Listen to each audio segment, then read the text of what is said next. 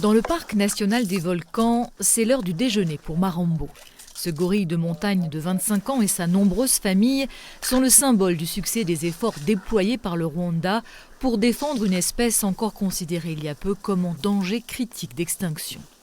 Un succès tel que ces primates à la fourrure brillante, qu'on appelle les dos argentés, sont désormais un peu à l'étroit dans un parc qui a fortement rétréci sous l'effet de la pression démographique. Ces 50-60 dernières années, le parc a perdu 54% de sa superficie.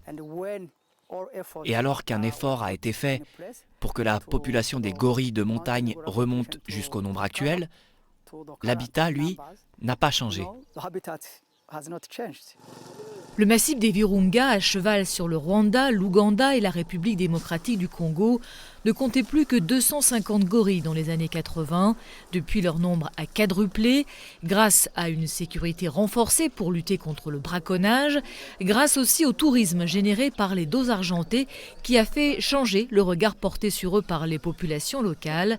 Les gorilles ont en effet permis indirectement de financer la construction d'écoles et autres équipements. Mais la multiplication du nombre de ces primates a un gros revers. Les différentes familles habitant le parc s'y croisent en effet de plus en plus, ce qui déclenche de plus en plus de combats au cours desquels les bébés courent de grands risques.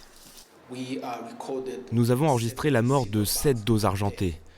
Il s'agit encore une fois d'une conséquence de l'augmentation du nombre de groupes vivant dans la même zone, sans s'éloigner et aller dans le reste du parc.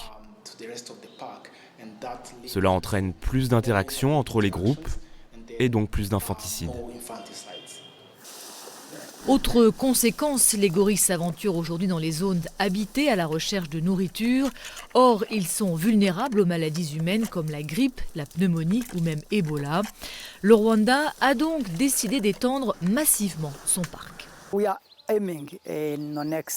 Notre objectif, au cours des 5 à 10 prochaines années, c'est d'agrandir le parc de 37 km², ce qui correspond à une augmentation de 23% de la superficie effective du parc. Cela veut dire restaurer la forêt, mais aussi reloger environ 4000 familles d'agriculteurs. Kigali leur promet des indemnisations et leur fait miroiter la construction de villages modèles. Mais certaines familles redoutent de ne pas retrouver de terrain aussi fertile qu'ici.